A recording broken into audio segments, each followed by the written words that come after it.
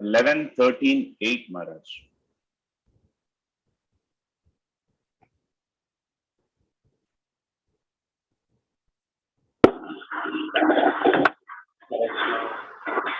Start. Okay.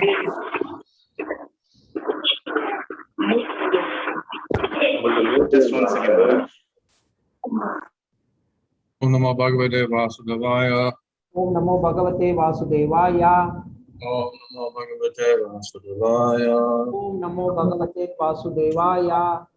Om Namo Bhagavate Vasudevaya. Om Namo Bhagavate Vasudevaya. Om Vishnupadaya Krishna Prasthaya Bhutale. Amen. Namaste Saraswati Devi Gauravani Sharanam. Hare Krishna Chaitanya Prabhu Nityananda Sri Advaita. Hare Krishna Hare Krishna. Reading from Śrīmad Bhagavatam 11, chapter 13, verse, what verse is it, 7? 8, Maharaj. Number 8.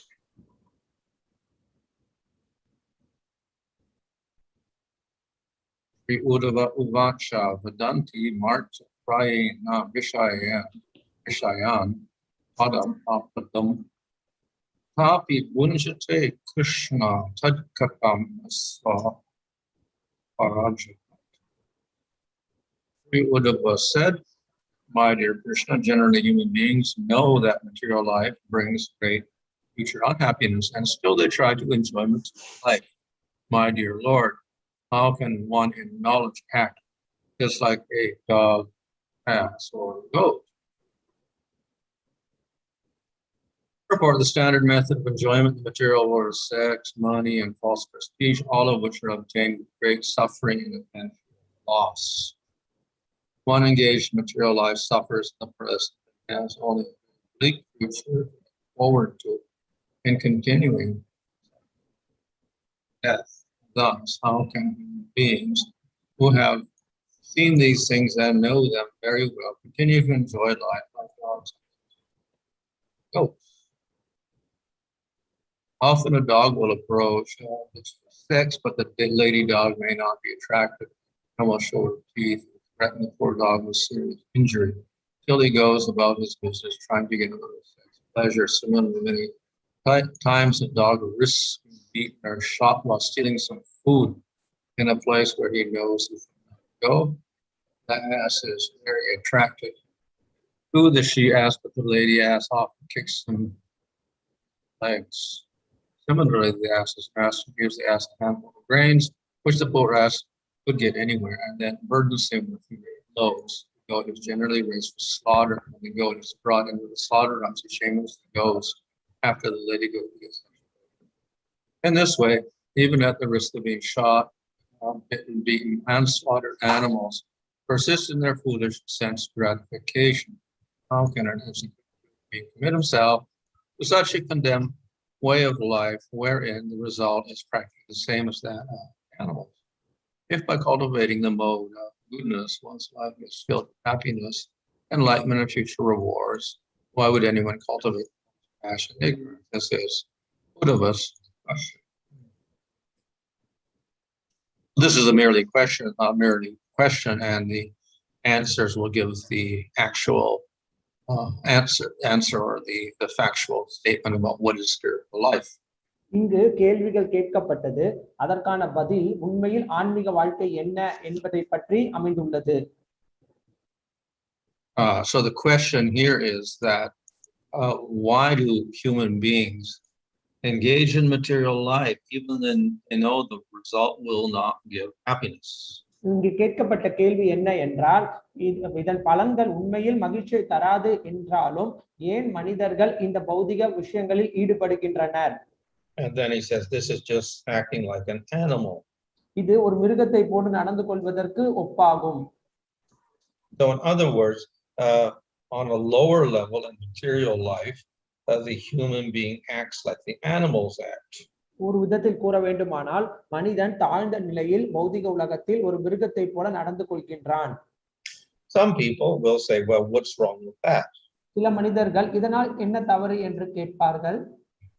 So, of course, the Vedas also accept that the human being has certain needs, just as the animals have needs, and those must be fulfilled. வேதங்கள் என்ன கூறுகின்றது என்றால் எவ்வாறு மிருகங்களுக்கு தேவை என்பது இருக்கின்றதோ அது போலவே மனிதர்களுக்கும் தேவை என்பது இருக்கின்றது, அது நிச்சயம் திருப்தி செய்யப்பட வேண்டும் என்றும் கூறுகின்றது. So we often summarize those as eating, sleeping, mating, and defending. அது நாம் உண்பது, உறங்குவது, தற்காத்துக் கொள்வது, இனவிருத்தி செய்வது என்பதில் அடக்கி விடுகின்றோம். So these are the main activities of the animal. இந்த செயல்கள் தான் மிருகங்களின் பிரதானமான செயல்களாக கருதப்படுகின்றது. And though they have other activities, most of those other activities also revolve around these four activities. மிருகங்கள் இதை தவிர பல செயல்கள் செய்தாலும் அவை செய்யக்கூடிய அனைத்து செயல்களும் சுற்றி சுற்றி இந்த செயல்களுக்குள்ளே தான் வருகின்றன. And the human being also does these four activities.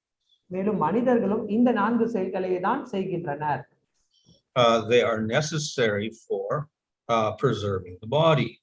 இவை 4 செயல்களும் உடலை பராமரிப்பதற்கு முக்கியமானவையாக இருக்கின்றது. And necessary for preserving the species. மேலும் உயிர்வாழிகளை பாதுகாப்பதற்கும் இது தேவைப்படுகின்றது.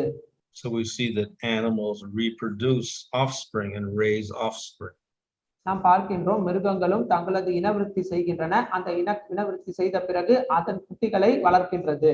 And the offspring grow up and they produce more children, and they grow up and produce more children. So this way the same species continues in the future. மிருகங்களில் குட்டிகள் வளர்ந்து கொண்டே செல்கின்றது, அவை குட்டிகள் போடுகின்றன, அந்த குட்டிகள் வளர்கின்றது. இவ்விதமாக அவை மேலும் மேலும் தங்களது இனத்தை பெருக்கிக் கொண்டே செல்கின்றன. So the same thing happens in the human being. இதே செயல்கள் மனிதர்களிடத்திலும் நடைபெற்று கொண்டிருக்கின்றது. We preserve our own body, and we also protect the family and the children, and they grow up and then they have children. So we produce our own species. நாமும் நமது உடலை பராமரித்துக் கொள்கின்றோம், நமது குடும்பத்தை காக்கின்றோம், அதற்கு பின்னால் இனவிருத்தி செய்கின்றோம். நமது பிள்ளைகள் மேலும் அவர்கள் வளர்கின்றனர், அவர்கள் இனவிருத்தி செய்கின்றனர். இவ்வாறு குடும்ப சந்ததியானது வளர்ந்து கொண்டே செல்கின்றது. And in many people, these necessities are very, very important. பல மக்களிடையே இந்த தேவைகள் என்பது மிக மிக பிரதானமாக கருதப்படுகின்றது. And for that reason, we have a lot of effort of the human being channeled into these. ஆகவே இந்த செயல்களை செய்வதற்காக மனிதன் பல விதமான முயற்சிகளை செய்து கொண்டு வருகின்றார். In fact, we'll see that a lot of energy goes into these activities. மேலும் இந்த செயல்களை செய்வதற்கு மனிதன் தனது பெரும்பாலான சக்தியை ஈடுபடுத்துவதையும் நாம் காண்கின்றோம். However, the human being is a little different from the animal. ஆனால் மனிதன் மிருகத்திலிருந்து சற்று வேறுபட்டு செயல்படுகின்றான். The human being can put more effort into these activities, even though he has enough. The human being can put more activity, more action, more effort into these activities, even though he already has enough. இவை அனைத்தும் மனிதனுக்கு தேவையான அளவில் இருந்தாலும் மனிதன் இவற்றை அடைவதற்கு மேலும் தனது சக்தியை ஈடுபடுத்துகின்றான். So the human being can eat, but he also can overeat. மனிதன் சாப்பிடவும் செய்யலாம், அதை தவிர அதிக அளவில் உண்ணவும் செய்யலாம். So all of his senses can go out of control. மனிதனின் புலன்கள் தனது கட்டுப்பாட்டிற்கு வெளியே செல்லக்கூடியது. And when they go out of control, it is not really good for the survival of the body or for the future generations. மனிதன் தனது புலன்கள் கட்டுப்பாட்டிற்கு வெளியே சென்றாலே ஆனால் அதை பராமரிப்பதற்கும் எதிர்காலத்திற்கும் அது சிறப்பாக செயல்படுவது இல்லை. So because of this tendency of the human being to overuse his senses, we have the rules of scripture. ஆகவே மனிதனிடம் இந்த புலன்களை தாண்டி செயல்படக்கூடிய திறன் கிடைத்து இருக்கின்றதால் சாஸ்திரங்கள் நமக்கு சில கட்டுப்பாட்டு விதிமுறைகளை கொடுத்திருக்கின்றது. So these rules will provide for what is permissible action and what is not permissible. ஆகவே செய்யப்படக்கூடிய செயல்கள் என்ன, செய்யப்படக்கூடாத செயல்கள் என்ன என்பதை இந்த விதிமுறைகள் ஒருவருக்கு உணர்த்துகின்றது. And even if it's permissible, then there are limitations, how much you can. அது செய்யப்படக்கூடிய செயல்களாக இருந்தாலும் எந்த அளவிற்கு செய்யப்பட வேண்டும் என்பதற்கு இந்த விதிமுறைகள் ஒரு வரையறை வகுக்கின்றன. So when we have a society that follows these rules according to the scripture, then we call that civilization. ஆகவே ஒரு சமுதாயமானது இந்த விதிமுறைகளை பின்பற்றுவது என்பது நாகரிகம் அடைந்த ஒரு சமுதாயமாக நாம் கூறுகின்றோம். But these rules are merely for keeping the human being in a healthy state with some sense control. ஆகவே மனிதனை புலன் கட்டுப்பாடு என்கின்ற ஒரு நல்ல நிலையில் வைப்பதற்காகவே இந்த விதிமுறைகளானது அந்த மனிதனுக்கு கொடுக்கப்பட்டு இருக்கின்றன. Of course, that is important. அதுவும் ஒரு விதத்தில் மிகவும் முக்கியமானது. But the human being also has another ability that the animals don't have. மிருகங்கள் இடையே இல்லாத மற்றொரு திறனானது மனிதர்களிடம் சிறப்பாக இருக்கின்றது. And that is to develop spiritually. அது மனிதன் ஆன்மீக வளர்ச்சியை நோக்கி தன்னை ஈடுபடுத்தலாம். So the animals cannot develop spiritually. மிருகத்தால் ஒரு ஆன்மீக வளர்ச்சியை உற்பத்தி செய்ய இயலாது. By nature they are in ignorance. இயற்கையாகவே மிருகங்கள் அறியாமையில் இருக்கின்றன. So the human being has the capacity for higher knowledge. ஆனால் மனிதன் மிக உயர்ந்த ஞானத்தை அடைவதற்கு அவனுக்கு அந்த திறன் கொடுக்கப்பட்டுள்ளது. So we have another set of rules for cultivating that higher knowledge. அந்த உயர்ந்த ஞானத்தை அடைவதற்கு வேறு விதமான விதிமுறைகளும் கொடுக்கப்பட்டு இருக்கின்றன. And of course the rules for controlling the senses generally lead to this higher understanding. ஆகவே புலன்களை கட்டுப்படுத்துவதற்கான இந்த விதிமுறைகளை கையாளுவதற்கு உயர்ந்த ஞானமானது அந்த மனிதனுக்கு தேவைப்படுகின்றது. When that sense control becomes natural, then that knowledge also begins to arise in the human being. அந்த புலன் கட்டுப்பாடு என்பது இயற்கையாகவே மனிதர்களிடத்தில் வரும்பொழுது அப்போது இந்த ஞானமானது அவனிடையே பூக்க தொடங்குகின்றது. So that is the stage of sattva, where there is some natural sense control and there is natural rising of understanding that we're not the body, we're the soul. இது சத்துவ நிலை என்பதாகும். அப்பொழுது மனிதனிடையே இந்த புலன் கட்டுப்பாடானது இயல்பாகவும் உயர்ந்த ஞானமானது அவரிடையே இயல்பாகவும் வெளிப்படுத்தப்படுகின்றது. So the rules of dharma are arranged to bring one to that level of sattva. ஆகவே இந்த விதிமுறைகள் சாஸ்திரங்களில் மனிதனை சத்துவ நிலைக்கு உயர்த்துவதற்காகவே வழங்கப்பட்டுள்ளது. And thus sattva is praised among the different gunas. ஆகவேதான் பல குணங்களில் இந்த சத்துவ குணமானது மிகவும் போற்றப்பட்டுள்ளது. And though one may not be in sattva, one should still give respect to the person in sattva. ஒருவர் சத்துவ நிலையில் இல்லை என்றாலும் சத்துவ நிலையில் இருக்கக்கூடிய மக்களுக்கு அவர் நிச்சயம் மரியாதை வழங்க வேண்டும். So the sattva is one stage of spiritual development. சத்துவ குணம் என்பது ஆன்மீக வளர்ச்சியில் ஒரு பகுதியாக திகழ்கின்றது. However, that spiritual development that takes place in sattva is also limited. It is limited, the spiritual development in sattva. ஆனால் சத்துவ குணத்தில் ஆன்மீக முன்னேற்றம் என்பது ஒரு வரையறைக்கு உட்பட்டே இருக்கின்றது. So it is good to come to sattva guna, but one should go beyond sattva. சத்துவ குணத்திற்கு வருவது என்பது மிக சிறந்தது. அதையும் தாண்டி சத்துவ குணத்தையும் தாண்டி மேல் நோக்கி செல்ல வேண்டும். So yes, we can strive for sattva, but we should actually strive to go beyond sattva. நாம் சத்துவ குணத்திற்கு முன்னேறுவதற்கு முயற்சி செய்ய வேண்டும்.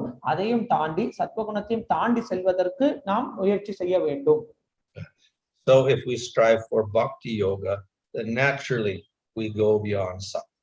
நாம் பக்தி யோகத்தை பயிற்சி செய்யும் போது இந்த சத்துவ குணத்தை தாண்டி நாம் இயல்பாக செல்கின்றோம். So whatever good qualities we have in sattva will manifest through the process of bhakti. சத்துவ குணத்தில் நம்மிடையே இருக்கக்கூடிய இந்த அற்புதமான குணங்கள் பக்தி யோகத்தின் மூலம் வெளிப்படுத்தப்படுகின்றது. So we have praise of sattva guna here in these chapters, but we should understand that there's something even better than sattva. இந்த பதங்களில் இந்த சத்துவ குணத்தை பற்றி மிகவும் போற்றப்பட்டுள்ளது. ஆனால் உண்மையில் சத்துவ குணத்தையும் தாண்டிய நிலை இருக்கின்றது என்பதை நாம் புரிந்து கொள்ள வேண்டும். So the person who cannot realize these higher goals, even of sattva, etc., is very unfortunate. ஆகவே சத்வகுணத்தில் இருக்கக்கூடிய இந்த உயர்ந்த குணங்களை, இந்த உயர்ந்த நிலைகளை ஒருவர் புரிந்து கொள்ளவில்லை என்றால் அவர் மிகவும் துரதிர்ஷ்டசாலியானவராக கருதுகின்றார். Maybe in rajagun or in tamagun. உதாரணத்திற்கு ரஜோகுணம் அல்லது தமோகுணத்தில் இருக்கக்கூடியவர்களை கூறலாம்.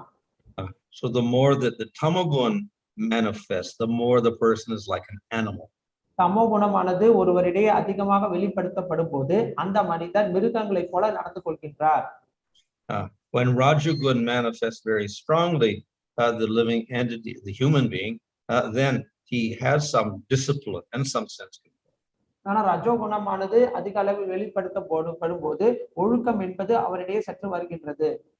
So he has enough sense control that he can set some goals and attain some material goals. அவருக்கு புலன் கட்டுப்பாடு என்பது அவர் ஒரு நோக்கத்தையும் பௌதிக விஷயங்களை அடைவதற்கான ஒரு இலக்கையும் வைத்து செயல்படுகின்றார். So we see that many demons are in rajagun because they achieved something in the material world. நாம் பார்க்கின்றோம் பல அசுரர்கள் ரஜோகுணத்தில் இருக்கின்றார்கள், ஏனென்றால் அவர்கள் பௌதிக உலகத்தில் ஒரு இலக்கை அடைவதற்கு முயற்சி செய்கின்றார்கள். And sometimes they will even give nice lectures on being the soul, not the body. சில சமயங்களில் அவர்கள் நான் ஆத்மா உடல் அல்ல என்பதை பற்றி பல சொற்பொழிவுகளை அருமையாக வழங்குவதும் உண்டு. So even Hiranyakasipu can give a nice lecture on how you're not the body and you shouldn't lament for your dead relatives.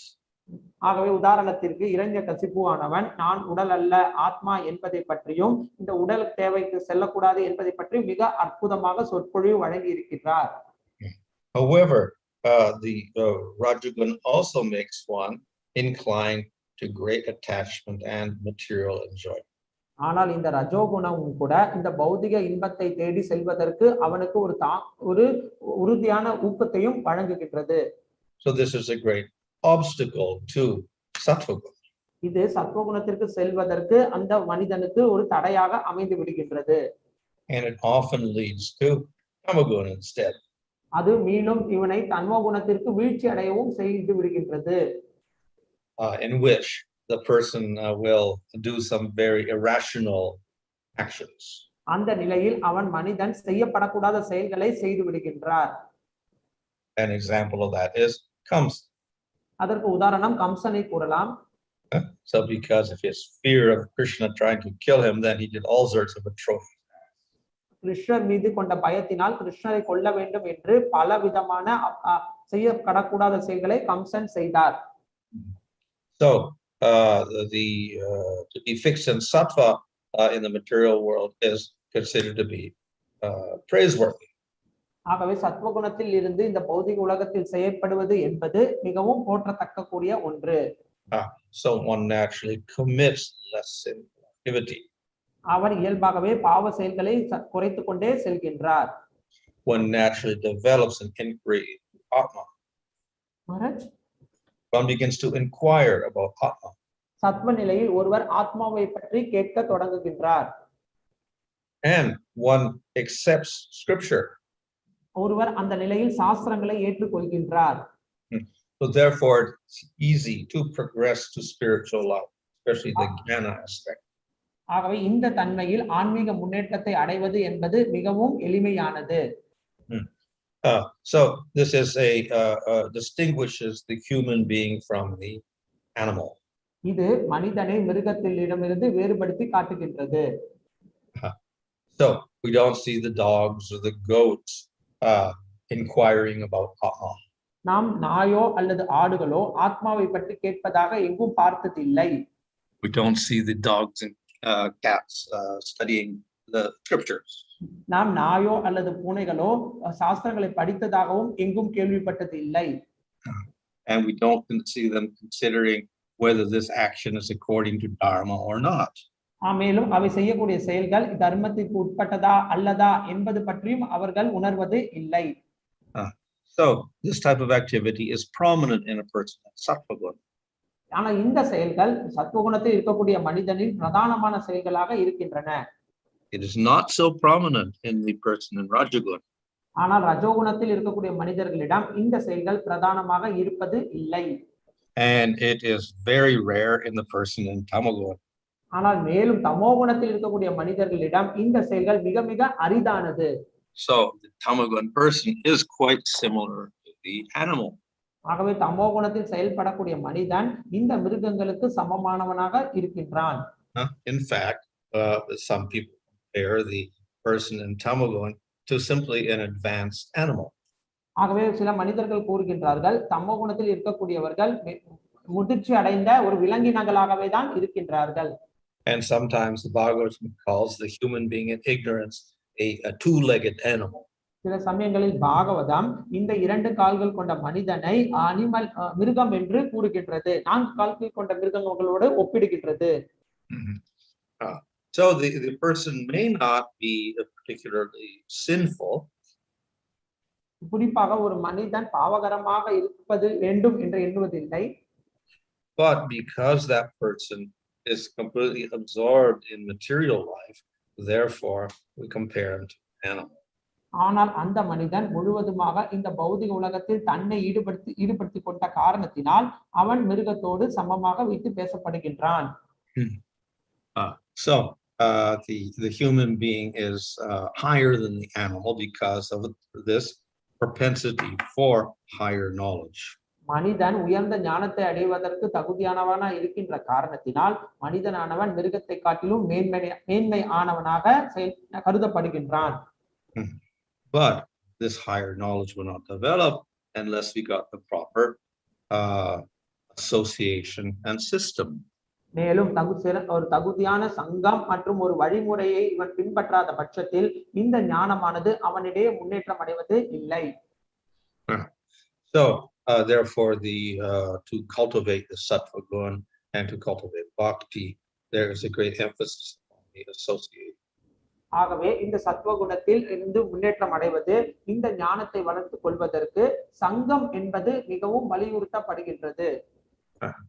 So if a person comes to sattva guna, then he will realize that all this endeavor in material life is not very useful. ஆகவே சத்துவ குணத்திற்கு ஒரு மனிதன் வரும்பொழுது இந்த பௌதிக உலகத்தில் செய்யப்படக்கூடிய அனைத்து செயல்களும் உபயோகமற்றது என்பதை அவன் புரிந்து கொள்கின்றான். The person in rajaguna will be the opposite. He will think, yes, we have to work very hard because we have to get these material goals. ஆகவே ஆனால் ரஜோகுணத்தில் இருக்கக்கூடிய மனிதன் இதற்கு எதிர்மறையாக செல்கின்றான். அதாவது ஆம், நிச்சயம் நான் இந்த பௌதிக உலகத்தில் அரும்பாடுபட்டு உழைக்க வேண்டும், எனது இலக்கை நான் அடைய பெரும்பாடுபட வேண்டும் என்று கருதுகின்றான். Person in tamoguna has a desire for the enjoyment, but he is very lazy. He does not want to put the effort into attaining those goals. தமோ குணத்தில் இருக்கக்கூடிய மனிதர்களிடையும் ஆசை என்பது இருக்கின்றது. அவன் சோம்பேறியாக இருக்கின்ற காரணத்தினால் அந்த இலக்கை அடைவதற்கு அவன் எந்த ஒரு விதமான முயற்சியையும் போடுவது இல்லை. So we see there is great difference in the persons in different gunas. ஆகவே பல குணங்களில் இருக்கக்கூடிய பல்வேறு மனிதர்களுக்கிடையே இருக்கக்கூடிய வேறுபாட்டினை நாம் காணலாம். And very difficult for the persons in the lower gunas to advance spiritually. ஆகவே தாழ்ந்த நிலையில் இருக்கக்கூடிய மனிதர்கள் ஆன்மீக முன்னேற்றம் அடைவது என்பது மிகவும் கடினமானது. So the varnashram system does not disturb people. It keeps them in the gunas and gradually cultivates them. வர்ணாசிரம முறை என்பது மக்களை அவர்களது குணத்திலிருந்து தொந்தரவு செய்யாமல் படிப்படியாக காலப்போக்கில் அவர்களை முன்னேற்றம் அடைவதற்கு உறுதுணை செய்கின்றது. And we see in Bhagavad Gita, even Kṛṣṇa says, don't disturb the minds of the ignorant people. மேலும் கிருஷ்ணன் பகவத்கீதையில் அறியாமையில் இருக்கக்கூடிய மனிதர்களின் மனதை எந்த தொந்தரவும் செய்ய வேண்டாம் என்றும் பரிந்துரைக்கின்றார். So it says, don't disturb them by jnana. Don't say, oh, you're not the body, you're the soul. Give up all these material activities. Don't say that to the people of Tamoguna. தமோ குணத்தில் இருக்கக்கூடிய மனிதர்களிடம் சென்று ஞானத்தை கூற வேண்டாம், அதாவது நீங்கள் இந்த உடல் அல்ல ஆத்மா என்பதை பற்றி அவர்களிடம் எடுத்துரைக்க வேண்டாம் என்று பகவான் கூறுகின்றார். And the reason is they are not qualified for giving up those material activities. ஏனென்றால் அவர்கள் இந்த பௌதிக விஷயங்களை விடுவதற்கு தகுதியை இன்னும் அடையவில்லை. So, but then we see the opposite also. Sometimes the Bhagavad says, oh, you have to give up all this material activity, useless. ஆனால் சில சமயங்களில் இதற்கு எதிர்மறையாகவும் அவர்கள் நினைக்கின்றார்கள். இந்த பௌதிக செயல்கள் அனைத்தையும் நாம் விட்டுவிட வேண்டும், இவை அனைத்தும் உபயோகமற்றது என்றும் நினைக்கின்றார்கள். We see the scriptures condemn all of this material activity. நாம் பார்க்கிறோம் சாஸ்திரங்கள் இந்த பௌதிக செயல்கள் அனைத்தையும் கண்டனம் செய்கின்றது. And we see the great devotees also do this. நாம் பார்க்கிறோம் பெரிய பக்தர்களும் இதனை கண்டனம் செய்கின்றனர். Narada Muni always goes out and preaches. Narada முனி எப்பொழுதும் வெளியே சென்று பிரச்சாரம் செய்கின்றார். And he tells these materialistic people, give up all of this, all useless. அவர் இந்த பௌதிக மக்களிடையே சென்று இந்த பௌதிக செயல்கள் அனைத்தையும் விட்டு விடுங்கள், இது உபயோகமற்றது என்று பிரச்சாரம் செய்கின்றார். And then we find devotees also do the same thing, even now. ஆனா இன்று வரை நாம் பார்க்கின்றோம் பக்தர்களும் இதேதான் மக்களிடையே சென்று சொல்கின்றனர். So does this violate what Kṛṣṇa says in Bhagavad Gita? Don't disturb the minds of ignorant people. ஆனால் கிருஷ்ணர் பகவத்கீதையில் கூறுகின்றார் தமோகுணத்தில் இருக்கக்கூடிய மக்களின் மனதை நாம் எந்த தொந்தரவும் செய்ய வேண்டாம் என்று. So we have another principle, and that is you have to speak the truth. Don't tell a lie. நமக்கு மற்றொரு கோட்பாடும் இருக்கின்றது, நாம் எப்பவும் உண்மையை பேச வேண்டும், பொய் பேசக்கூடாது.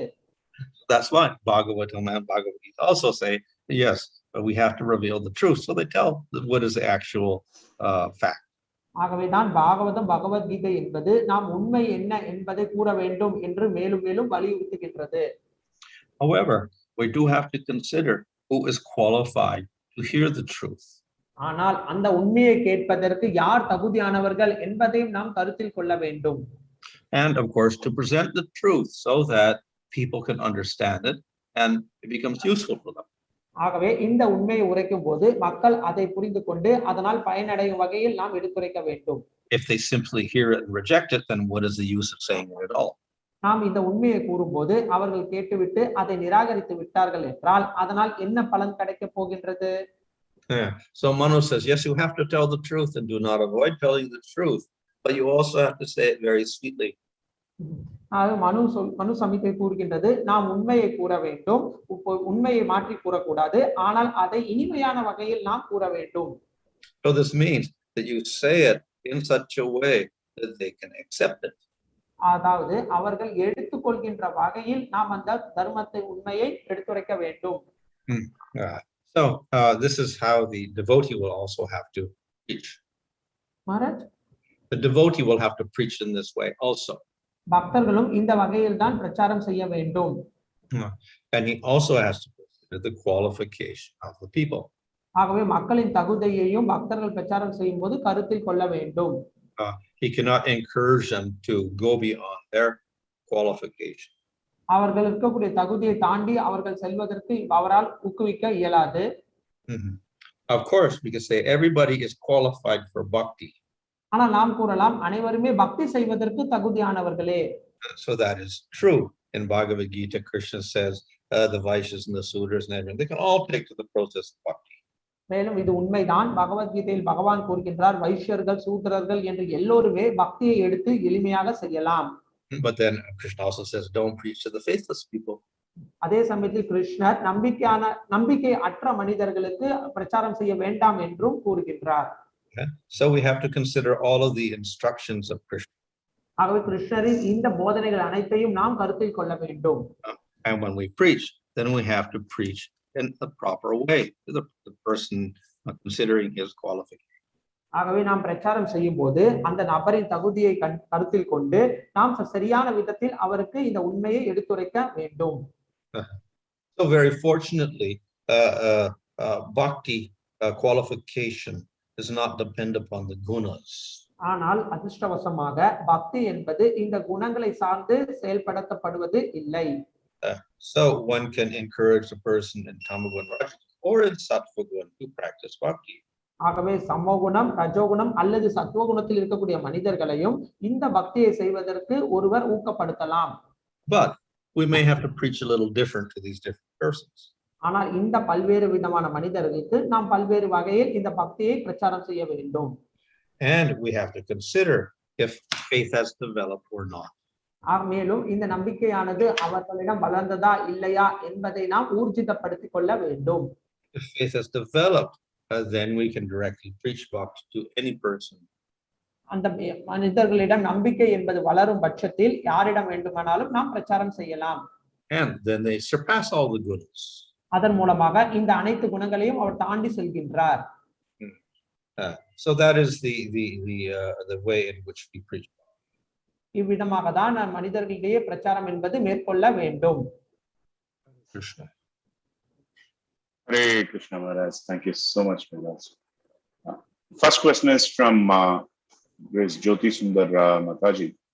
In previous verses, we see that liberation was discussed to indirectly glorify bhakti by destroying. முதலில் நாம் பார்த்தோம் முந்தைய ஸ்லோகங்களில் இந்த what is encouraged Prabhu?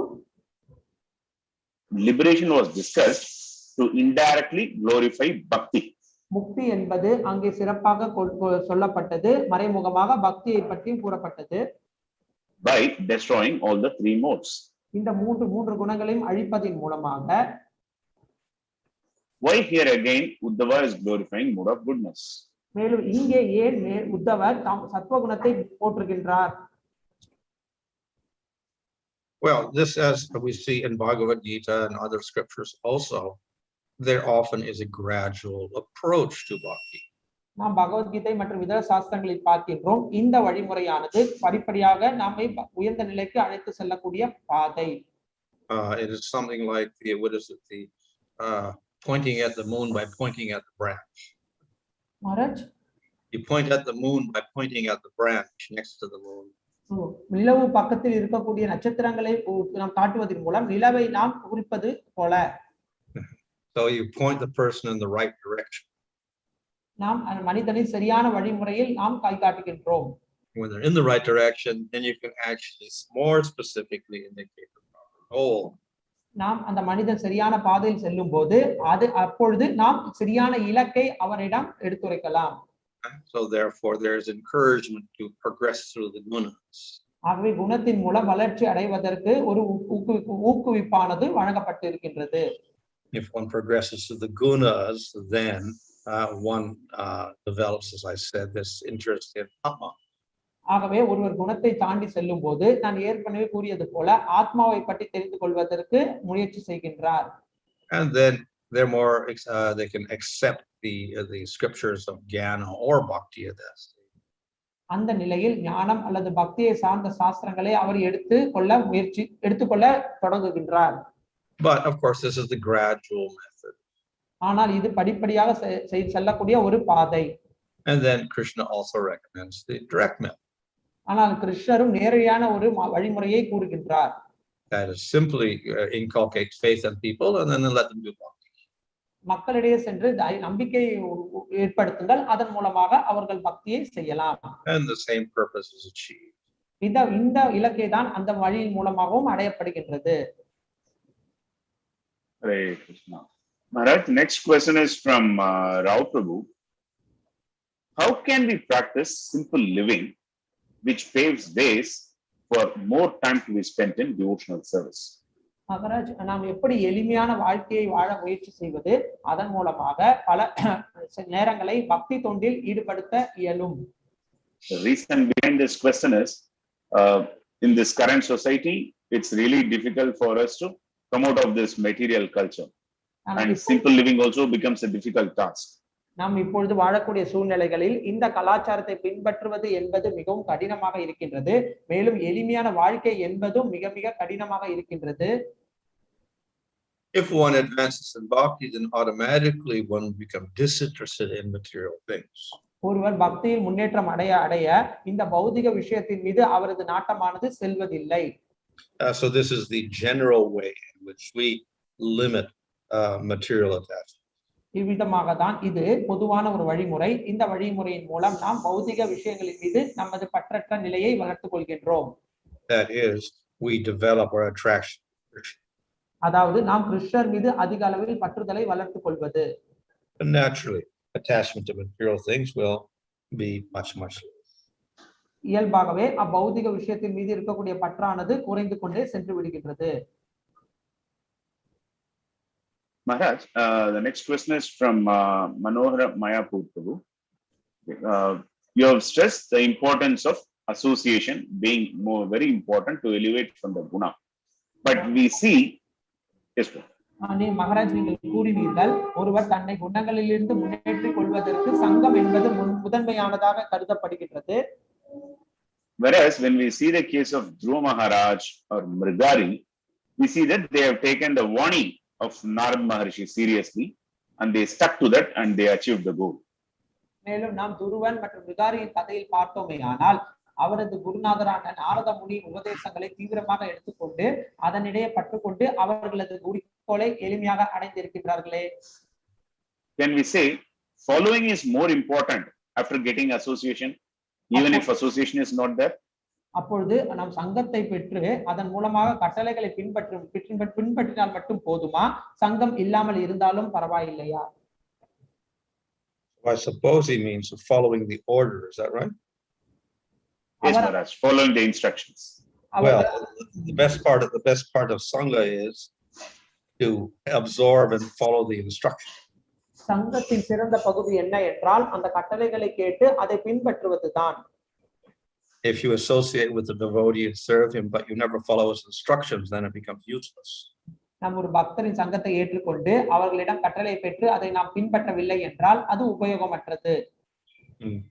If we can take the instructions properly, that means even if we are not directly in contact, we can still spiritually develop. ஆகவே ஒரு பக்தரிடம் அந்த கட்டளைகளை பெற்று நாம் அதை பின்பற்றும் போது அவரிடம் நேரடியாக தொடர்பு கொள்ள முடியவில்லை என்றாலும் நமக்கு ஆன்மீக முன்னேற்றமானது அக்கட்டளையின் மூலம் கிடைக்கின்றது. Thank you so much, Maharaj. His Holiness Bhanuswami Maharaj ki jai. Grantaraj Srimad Bhagavatam ki jai. Dear devotees, thank you for your continued participation. As a regular practice, first let's chant Hare Krishna Mahamantra thrice for the well-being of all the devotees. Hare Krishna, Krishna Krishna, Hare Hare, Hare Ram, Ram Ram, Hare Hare, Hare Krishna, Krishna Krishna, Hare Hare, Hare Ram, Hare